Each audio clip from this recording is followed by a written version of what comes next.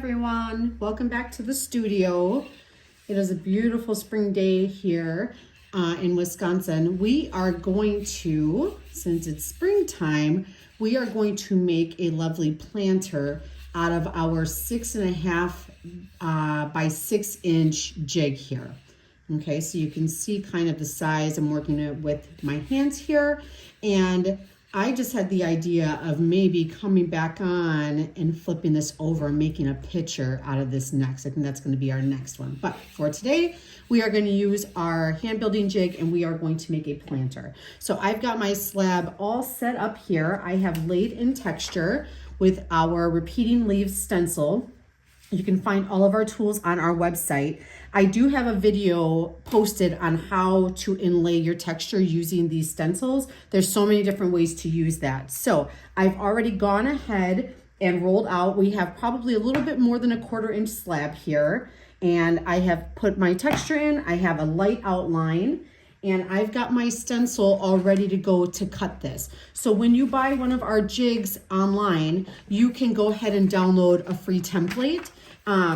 Our template will have our business name on there. It will give you the measurements. And for this particular template, you will want to print it twice, okay? So if you go under 6.5 inch jig, this is jig C. It is 6 inches in diameter. There are 2 more sizes under this. You'll see A, B, C. This is size C that we're doing today. And you'll want to print 2 of these, tape them together, and then what I do, you can use it as is like this, but what I like to do is transfer it onto craft foam. It gives me a little bit more durability. And that way I can kind of keep track of it and I don't have to worry about the paper getting wet. I always cut my slab just a little bit longer, and you'll see as we're wrapping the jig, I like to have more clay than not enough clay, and then I will go ahead and taper the seam, adjust the seam as we are building onto the jig. So I've got my template here, and I've already laid down my pattern with my template outline on the clay. I like to do that so I can have an idea of where my pattern is going to hit on the piece. So I'm going to just grab a ruler. So I've got a little bit of a straight edge here, and I'm going to follow my scalloped lines. These top and bottom cuts are going to be straight up and down, and I'm going to come in and bevel this corner and then bevel this corner at the same angle. Because of the size slab we have, I may go out of the screen a little bit, but I promise once it comes to the construction part, you'll be able to see everything. So I've got my straight cut there, put my extra clay off to the side here. And then here's my next straight cut. And you can adjust, the template is just kind of a jumping off point for you. If you have a little bit of a thicker piece of clay that you start off with, or you like to maybe build with coils, however you want to do it, you can go ahead and take the template and use it to your advantage. I'm just trying to give you a rough guide of what kind of size and shape you'll need. So I like to take my ruler and I'm going to put it off about 1/2 inch. I like to always give myself extra at this point. And I'm going to pick an angle with my knife and I'm going to follow that angle down. It doesn't matter what angle you're cutting this at, as long as you are repeating the angle on the other side. I just hold it at a natural angle, so it's easy for me to repeat. If I start to get really technical, it's really hard to do that twice. So this is how I would naturally kind of, my pencil grip, this is the angle that I would hold it at on the other side. Lefties, same applies for you. So I've got that, that bevel, and I'm noticing I'm gonna have a little bit of a bare spot here. I might come through and apply a little bit more texture as, when I'm done constructing this, I can just use my stencil right on the jig. So I'm following the same angle on the other side. All right. So now we've got our 2 beveled cuts. I'm not going to even worry about slipping and scoring that yet because I know I'm going to adjust this length. So now we've got our shape cut out. I can just put my stencil off to the side, and we are going to flip this slab over and get into our working order, and we'll get our slab prepared to put the jig on. This is a really quick construction, and because it's a planter, we aren't adding any attachments on, so there will be no handle. But when we come back and use the same form to make our pitcher, you will see a handle attachment for that. So now I've got texture side down, and I'm going to take my cornstarch. This is just regular cornstarch that you'll find at the grocery store in the cooking aisle. And I apply a really good amount of cornstarch. Because our larger jigs and our tapered forms don't have a release key, you're not going to have the function of shrinking this jig like you can with our other our keyed jigs. So this is a step that you really don't want to skimp on. You really don't want to skip this step. If you do happen to forget the cornstarch, it happens. You can cut your form off of the jig if it's stuck, and then put cornstarch on it, reposition it on the jig, reattach it, and then you're good to go. So I've got plenty of cornstarch on here. This is an organic material, so it will burn off in your kiln, but you'll see a lot of it will stay on the form itself. So now we have our slab prepared and we have our jig. This is the working order that I prefer. I like to rock the slab up towards myself. So I am going to take this, I'm going to stand it on its head here. Okay, I'm gonna do my best to stay in frame. Now, you will be a little bit high on above the jig here. Your clay will be a little bit taller, and that's okay. I will show you how to trim that right on the jig. So what we're doing here before we make any commitments is we are taking the clay and we're really pushing it against the jig. You can see it starts to really hug the form. This is why I don't go crazy with setting a length, because it kind of is different every single time depending on the moisture in the studio, the moisture of my slab. If I have a stiffer slab, I don't have as much play. And if my slab is wetter, like this one's pretty wet, I have a little bit more play in my clay. So it takes a little bit longer. It takes a little bit more stretch to get it where I want it to be. So I am going to, before I make any final cuts, I'm going to make sure that this bottom layer, every point is touching the jig, okay? We want contact. I'm gonna lift this up for you. See all the way around? We want contact all the way around. Same with the bottom. I have a little bit of a gapping here on this side, so I'm going to make sure that I've got contact all the way around the form before I make any final decisions for slipping and scoring. Okay, and honestly, I'm glad I gave myself a little bit of stretch because we are just meeting perfectly. I'm happy with this seam, the way that that's meeting here. So I am going to take my scoring rib. I don't even have to cut. I usually have to cut on my jigs. Just cut the slab while it's measuring at this point, but I got lucky today. And remember, I went off 1/2 inch off of this. So depending on your clay, that's why you really want to dial in your template for your studio and take note of what you're doing, because we have a lot of templates out there. And if you're like me, you kind of think you're going to remember, but in reality, you're not going to remember what goes where. So I'm going to take my vinegar slip. I like to apply my slip to the fold that is furthest away from the jig. I do this so I'm not creating a glue in between the clay and the jig. If any of this vinegar slides in between, it's really going to stick our form to the jig.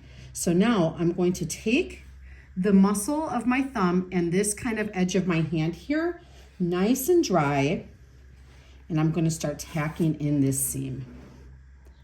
Okay, I'm going to start squeezing.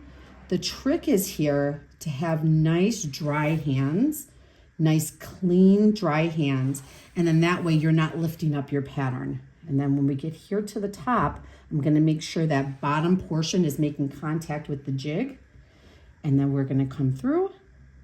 And I know I'm applying enough pressure here because I have slip that's squeezing out from my seams. And if that gets on my hands, I take it, I wipe it on a towel or I wipe it on my apron, and then I come back in. You're going to get a lot of inner structure from our form here, so you can really apply. I'm applying a lot of pressure at this point. I want to make sure that I am getting this seam tacked down, and I'm making sure that we're not going to have any splitting or any separation at that seam. Now, to get to this bottom part, I'm going to come in with just my fingers, And then when I flip, I'll do a little bit more work on here. So now we are tacked down because our jig, whoops, okay, wow, look how easily that came out. All right. Okay, because our jig is hollow on the inside, I can go ahead and pick this up. I'm going to roll this on my work surface just a little bit, and this is going to flatten out that seam a little bit for me. This will also displace a little clay. So if your jig is stuck, you can go ahead and do this, and it will release the jig a little bit from your clay. Okay, so now that we have our seam nice and flat there, I can even come through with the pony roller because I have so much structure on the inside. I can push in, supporting from the inside, and really get this seam flattened out. Now, I like to accentuate the seam. I know aesthetically that's not everyone's preference. My husband, for example, just today was saying that he likes the seam when it's hidden and when everything's blended in. I like to come through and I like to accentuate the seam because I like it to look like paper, overlapping paper. So you can make an aesthetic choice here. You can make any choice you want for your seam, but you do want to make sure that you're compressing this seam and that it is really well joined. Now, before I fuss too much around this lip, we're going to come through and we are going to take off this excess clay at the top here. So I'm just going to scoot this guy back, bring my banding wheel over. Okay, so I've got my banding bat on my Shimpo. This is Shimpo's smallest wheel. Our banding bat just clicks right over, and I put one of my Studio Pro 6x6 inserts in here, and then I kind of smush it down, and now I have a spot for my pot to rotate, and I'm not sliding around on my banding wheel. Okay, so the jig it makes it really easy to even out your top surface here because we have a guideline. So I like to pick the spot. I usually start right around the seam and I scoop out just a little bit of a U shape here, okay? And then that gives my knife a starting point, nice sharp knife. I'm giving my pot pressure from the outside so we are not lifting away too far from the form, and I'm just following the top here. And it gives you a really nice guideline, and it gives you a really easy way to make a nice level pot. Now you can, of course, use a slab that is taller than the form or that is shorter than the form. So if I wanted to make a short planter, I could use any size slab that I wanted right here, and it doesn't have to come all the way up to the top. I would just take my knife, hold it at a steady point, and then cut in to make whatever level cut I need to make. But now you can see we are beautifully level at the top. I'm gonna come through and just hug my clay in a little bit, and then I can start working on this seam. And since I'm overlapping from left to right, I'm going to follow that seam direction. Okay, so now I'm going to make sure that I'm not stuck at any point. If you have any clay going up and over the jig, you'll want to get that off, because when it comes time to release this jig, you don't want it to be caught up on anything. So I'm going to take this, we're actually going to remove the banding wheel here. Okay, come down here. And I smushed it at the beginning, but you can see because of the tapered form, this jig comes out really, really, really easily. So you can see if I was having a little trouble, I could twist this point a little bit, but because of the amount of cornstarch I was using and because of the shape of the jig, it really does slide out easily. So I'm going to take this, remove our jig, and I'm going to bring the camera over top so you can see what shape we've created. It's always a little hard with a bigger form to get it to stay straight up and down, but with the jig it makes it really, really easy. So now we are going to address our inner seam here. I'm going to slide this a little bit, and I'm going to start overlapping my seam in the direction that the clay is overlapping. So for me, it's overlapping left to right here. So that's the direction I'm going to smear this seam. And we did a ton of pressure on the outside. So at this point, we are just closing in the inside and just solidifying that is going to stay nice and closed. And then I'll flip to the bottom in a second here to get that point. So you can see our nice, beautiful cylinder shape. We have our seam is nice and taken care of. I'm going to take my vinegar studio brush. I'm going to come in and just further smooth out this seam. If you want to add volume, what you can do is come on in with your red rib or with your hands, or even one of our anvils, and you can start altering the shape of this form. But we are going to keep this form today in just a nice tapered cylinder form. So I'm going to pop our XL. This is our largest rim cone, and honestly, it just barely fits. That's how big this form is.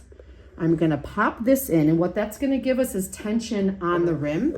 So I'm able to flip this over and work on the bottom.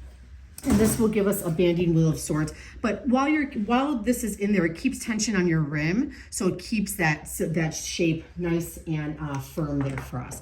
So I'm going to come through, when I'm flipping a form this big, I start with my hands upside down like this, and I might fling the rim cone. That happens. Hopefully it's in there. I'm just going to give it a little bit of downward pressure, and we are going to take this and we are going to flip.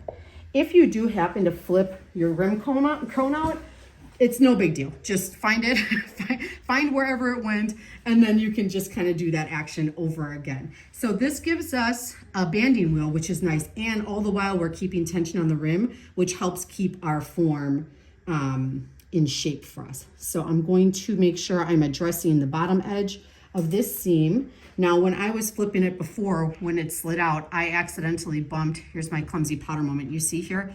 I bumped this corner on the table. That's not a big deal. I'm just gonna puff that out a little bit and then give it a little more surface area so our bottom can grab on. So before we attach our bottom, I'm going to take care of this inner seam on the inside here. Let's see if I can get the camera to focus. So there was a little bit of a spot that I could not reach. There we go. A little bit of a spot that I could not reach when I was reaching in from the top, but I know I can reach it from the bottom before I put my bottom on. So just make sure that you're taking care of this seam before you attach your bottom. It's just easier to get here from an open end. And then I'm gonna take a little bit more vinegar. I'm not adding a ton of moisture to my pot, but what I am doing is just making sure that this seam is really pretty, nice and smooth. I can see I have a little bit of a bigger bump here at the bottom. Camera problems. A little bit of a bump here, so I'm gonna just squeeze that with my fingers. When I add my bottom on, that should be fine. Now, if the cornstarch is a problem for me at this point, I will come through with a sponge, but it really doesn't bother me. It burns off, so I'm okay with that. Now we are going to add our bottom on, and all of our jigs have a cutter that come with. This one we'll use for the top, and then we've got a cutter for the bottom as well. So there'll be a 2-piece cutter in case you're wanting to make a base, get you in shot here, a base here, or like what we're doing here, a bottom. So we have our cutters listed individually, or you can buy them as a combo pack. So we are gonna go ahead and put our cutter, our cut bottom onto our pot here. So I'm going to continue to use our XXL rim cone as kind of a little banding wheel here. And I'm going to deeply score. Now I've done all my seam work, my inner seam and my outer seam is taken care of. So I'm going to come through here and I'm going to deeply score the bottom. And then I'm also going to deeply score around my bottom piece that I've pre-cut out. And then you'll want to make sure that this piece here is nice and smooth and you've done your finishing work on there. I'm going to use my vinegar slip. Again, I'm going to use it on my attachment versus dropping it into my pot. We want to minimize how much moisture we're putting in there.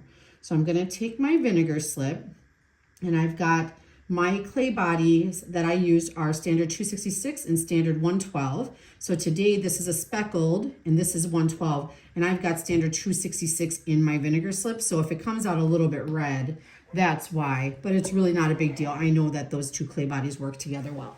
So I'm going to take my top or my bottom, and I did a dry fit, so you can see we should be almost spot on. But before I apply any pressure, I'm just going to go around the pot and make sure that we have good contact before I make a commitment there. Now I'm going to take the muscle of my thumb here and I'm going to start applying pressure. Now here's that thin spot. See if I can get you in frame. Here's that thin spot for when I bump my pot on my work surface. I'm going to just keep note of that, and when I go around and finish the bottom, I'll make sure I get that spot nice and secured because it's going to be a little less even than the other sides. So here I can see my pot just squeezed out a little bit from the pressure. So I'm applying pressure from the outside and pressure from the top, and you know you're applying enough pressure when you can see that slip seeping out from your seams here, okay? We want a really good attachment here, so we are applying a good amount of pressure. All the while we have our rim cone in, so we're keeping our rim nice and round. I'm gonna just keep going around here, and then as we flip it over, we will kind of put some pressure onto our work surface. So that feels really good to me. I'm going to take my small anvil. I'm going to fake my foot. I like to pop in this little bit of the middle a little bit here. Elevates the foot, gives it a little bit of a visual interest there. And then I'm going to go through and make sure that I'm re-tacking down whatever lifted up when I did that, when I faked my foot. Okay, we're gonna do a lot of work to this bottom here. So right now, my priority is to make sure that is attached. So now we are ready to work on the foot. So I'm going to have to flip my pot back over. I'm going to bring my banding wheel. I'm going to put my banding bat on there. And then I'm going to flip this over with 2 hands again and bring it on to my banding wheel. And as I'm doing that, I'm going to tap. I have in my studio a studio level. So if I was feeling like this pot was off level, I could put the level over the top and then I can maneuver. But I feel like this is gonna be pretty good here. So as I'm tapping down, this secures my join to my wear board. And then we're just gonna release our cone just a little bit. Now, because of the pressure I put on the cone, I did flare out the rim a little bit. I don't mind that because it's a flower pot, so I'm gonna just leave that as a design element. If you do not like the flare at the rim, at this point, you can put your form back in and you can push your hands up against it again to reform that. So we will work on our foot and then we will go ahead and get that seam taken care of inside as well. So I'm going to make sure my pot is nice and centered. Bring you into the side here. So this is where we're going to be working our foot. And I'm going to come through with my finger. I'm going to smear the clay a little bit. I'm going to pick up any extra slip that's at the bottom. That's my first step. So after that, I'm going to grab my mini shark fin foot tool. A very small tool, but does a very mighty job. So we are going to start off wide, and then we are going to rock this tool up and down. So the first thing I'm going to do is find a stationary point. I can anchor my hand onto the banding wheel. You can see my pinky here is making contact with the banding bat, and that keeps my angle nice and consistent. And I'm going to start picking up this really thick ribbon of clay at the bottom. Now, you are more than welcome to leave your bottom however you'd like, but if you are finding that your pots are sitting a little bit heavy, or maybe you're having cracking issues at the bottom, it might just be because you're leaving the slip down there or you're just leaving too much clay at the bottom. I like to scallop the foot of my pot. Here's an example. So I lay in quite a steep angle. That is up to you. Those design choices are yours. Depending on what you want to do to this bottom will depend on what angle and how much clay you're going to take off. But this is just a finishing step. This would be, if you are a wheel worker, this would be considered the trimming step. So now I'm wide, I was wide here. Now I'm going to rock the rib so it's a little more straight up and down. And now we're really going to get a band of slip. See how much clay I'm pulling up? And that's pretty damp because that's got that vinegar slip in there. So I'm going to take this and I'm going to give this a couple revolutions. Now, being a flower pot, we didn't talk about if we were going to put a hole in the bottom. You could put a hole in the bottom. You could sell this with a matching tray, like a water tray. But being a little heavy at the bottom of a planter isn't a big deal because you do kind of want some weight on there. So I'm going to stop at this point. I will come back and I will put more of an angle in for myself, but I'm going to show you what we have here. If we were done here, we have a perfectly lovely foot. We have our faked bottom is popped in, and see how smooth that bottom is. We could come in with our finger to burnish, a finishing sponge, and your bottom could be absolutely done right there. Let's go ahead and finish our inner seam, and then this planter is beautifully done and finished in a very short amount of time. So we attached our bottom in here. You can see our nice cylinder shape still. We attached our bottom, so we need to come in, and I like to take a rubber shaping. There we go, clumsy potter moment. I dinged the lip of my pot there, as I usually do. Okay, so I've got a clean rubber shaping tool here, and we are going to put it down at this bottom edge, and we are going to seal that bottom edge, and this will also pick up any additional slip that we've left down there. There we go. A little band of slip. We don't want to leave that down there. We don't want to leave this down there. That'll just cause cracking issues. Okay, and then I take my studio brush, I'll put a little bit of water on it, and I will come and smooth this inner edge here. I like that deep line in the corner. I think it gives the glaze a really nice place to pull and to break over that edge. Here's our inner seam, making sure that we have taken care of that really well. And then my last step is to treat the rim. Now we don't have too much texture coming up here, but any deep texture can cause cracking if it's too close to the top. So I like to come through with my finishing sponge.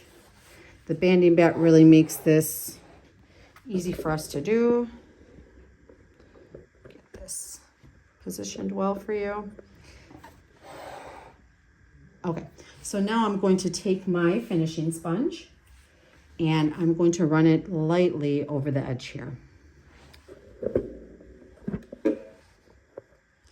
All right, remember, I am my own camera person. I'm making and filming, so I'm going to take it, taco it, and if this were a drinking vessel, I would come in with my mini shark fin, a damp shark fin, and then I would come in, I'll show you what I would do, and I would saw this inner edge until it was nice and round. I would also do the outside. I'll just show you the example. Now, no one's going to be drinking, I mean, unless you need a serious coffee mug, but it's nice to just give this a rounded edge, and that's just to further finish your pot and to make sure that we are nice and in shape. And then our finishing step here would be just to go through with the sponge, finger, and possibly a red rib to make sure that we have laid down all the grog. If you're working with a groggy clay, you want to make sure all your grog is nice and laid down. So that is it. We have a lovely planter. I'm going to come through and give you one last spin. Here is our 6.5 by 6 inch. It's jig C under the Tapered jigs. And there she goes. Isn't she lovely? Thanks for stopping by. Let us know if you have any questions, and we would love to see your finished planters. Take it easy.